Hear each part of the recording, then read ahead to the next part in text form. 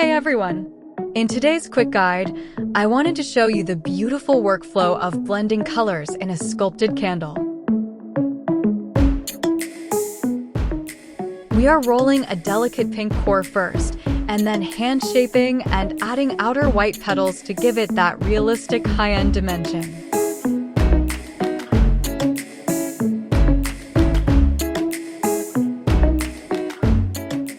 If you find this process satisfying and want to learn the science behind it, don't forget to subscribe and hit that notification bell.